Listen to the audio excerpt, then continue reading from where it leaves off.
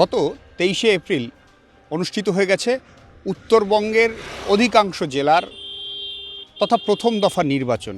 সেই নির্বাচনের পরবর্তীতেই প্রত্যেকটা বুথেরই ইভিএম সংরক্ষিত হয়েছে ডিসিআরসি কেন্দ্রে, সেখানে স্ট্রং রুমে এই মুহূর্তে বন্দী। জলপাইগুড়ি জেলাসহ কোচবিহার, আলিপুরদুয়ার এবং তৎসহ শিলিগুড়ি বিভিন্ন এলাকার স্ট্রং রুমগুলিতে কিন্তু এই মুহূর্তে প্রার্থী এবং দলীয় নেতৃত্বদের নজরদারি চলছে। কোথাও স্ট্রং রুমের বাইরে ক্যাম্প খাটিয়ে প্রার্থীরা বা দলীয় নেতৃত্বরা নজরদারি চালাচ্ছেন কোনো ষড়যন্ত্রের আঁচ করতে পেরে। তাদের যেটা দাবি যে কোথাও কোনো ষড়যন্ত্র হলে হতেও পারে, সে কারণেই কিন্তু তারা প্রতিনিয়ত নজরদারি চালাচ্ছেন সকাল থেকে রাত পর্যন্ত। রাতের অন্ধকারেও পালা করে তারা সেই সিসিটিভি ক্যামেরা, যা কিনা স্ট্রং রুমের ওপরে কড়াভাবে নজর রাখছে, সেই সিসিটিভি ক্যামেরার স্ক্রিনেও কিন্তু তাদের চোখের পলক নড়ছে না। জলপাইগুড়ি জেলার এই মুহূর্তে জলপাইগুড়ি উত্তরবঙ্গ বিশ্ববিদ্যালয়ের যে জলপাইগুড়ি শাখা রয়েছে সেখানেও স্ট্রং রুম করা হয়েছে। সেই স্ট্রং রুমেও কিন্তু নজরদারি চালাচ্ছেন বিজেপি তথা বামপন্থী প্রার্থী এবং সেই সঙ্গে তৃণমূল কংগ্রেসের নেতৃত্বরা এবং প্রার্থীরা। পাশাপাশি মালবাজার মহকুমার মাল পরিমল মিত্র স্মৃতি মহাবিদ্যালয়েও স্ট্রং রুম করা হয়েছে, সেখানে নজরদারি চালাচ্ছেন দলীয় নেতাকর্মীরা। মালবাজারের প্রার্থী তৃণমূল কংগ্রেসের মালবাজার মহকুমার নাগরাকাটা বিধানসভার প্রার্থী সঞ্জয় কুজুর যেমনটা দাবি করেছেন যে আমরা এর আগেও অনেক ধরনের ঘটনার খবর শুনেছি, সে কারণে আমরা স্ট্রং রুমে নজরদারি চালাচ্ছি, কোথাও যাতে কোনো ঘটনা না ঘটে, কেউ যাতে ইভিএমের সঙ্গে কোনো কিছু না করতে পারে, সেই লক্ষ্যেই কিন্তু আমরা নজর রাখছি। রাজ্যে তৃণমূলের সরকার গঠিত হবে এমনটাই কিন্তু দাবি করেছেন তিনি। সেই সঙ্গে জলপাইগুড়ি ডিসিআরসি কেন্দ্রে স্ট্রং রুমে তৃণমূল, বিজেপি এবং বামপন্থী প্রার্থীদের একসঙ্গেই দেখা যাচ্ছে বিভিন্ন স্ক্রিনে নজর রাখতে। অর্থাৎ 4 মে যেদিন এই স্ট্রং রুম খোলা হবে এবং ইভিএমে ভোট গণনা শুরু হবে, তারপরেই কিন্তু শেষ পর্যন্ত বোঝা যাবে যে শেষ হাসি কে হাসবে। জলপাইগুড়ি জেলায় বা আলিপুরদুয়ার অথবা কোচবিহার কোন জেলাতে কতগুলো আসন তৃণমূলের দখলে যায়, কতগুলো আসন বিজেপির দখলে যায়, বামপন্থীরা তারাও কি এই উত্তরবঙ্গের এই 3 জেলা থেকে কোনো আসন নিতে পারছেন কি না, সেটা কিন্তু 4 মেই বলবে। জলপাইগুড়ি এই মুহূর্তে জোর জল্পনা কল্পনা চলছে কোন আসনে কে জিতবে।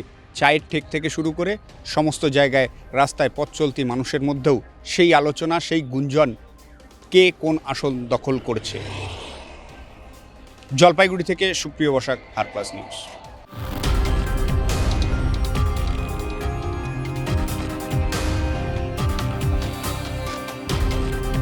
ভোট পর্ব মিটলেও কাউকে 1 ইঞ্চি জমি ছাড়তে নারাজ রাজ্যের শাসক দল তৃণমূল কংগ্রেস।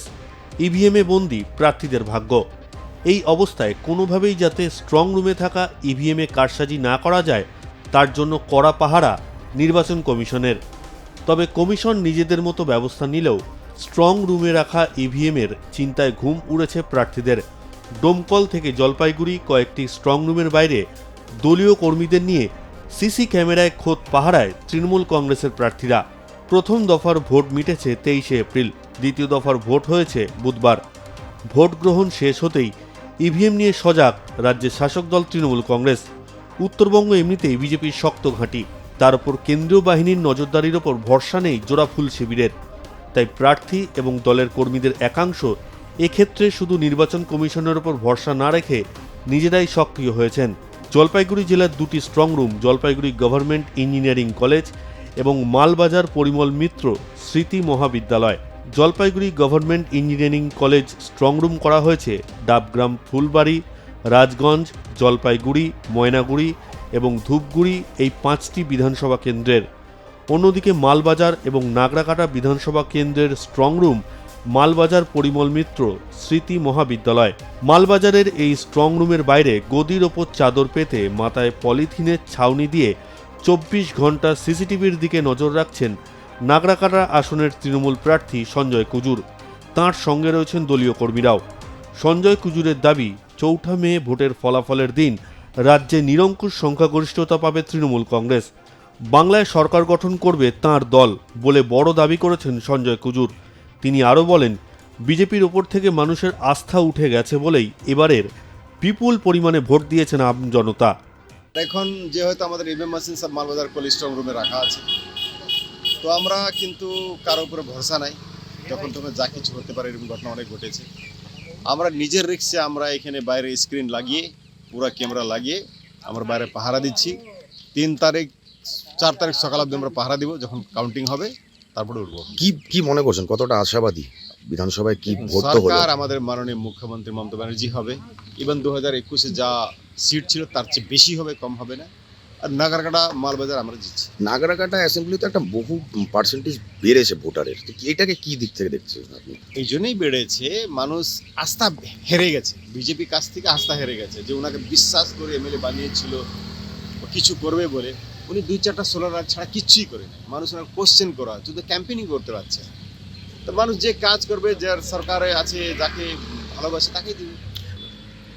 মুখে বলুক, খেলা তো 4 তারিখে হবে, রেজাল্ট 4 তারিখে, মুখে যাই বলুক।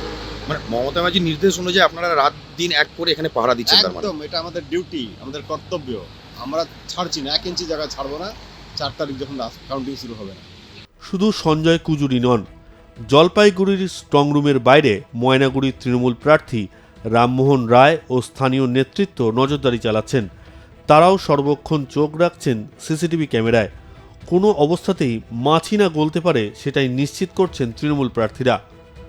উল্লেখ্য, বাংলায় দ্বিতীয় দফার ভোটে 2500 কোম্পানি সিএপিএফ, ড্রোন এবং বাইক পেট্রোলিংয়ের বিশাল নিরাপত্তা বলয় তৈরি করেছিল কমিশন। রাজ্যে যে কোনো নির্বাচনের ইতিহাসে এটি অন্যতম বৃহত্তম মোতায়েন। পাশাপাশি কয়েক হাজার রাজ্য পুলিশ কর্মীও নিরাপত্তার দায়িত্বে ছিলেন। শখানেক পুলিশ পর্যবেক্ষকও নিয়োগ করে নির্বাচন কমিশন।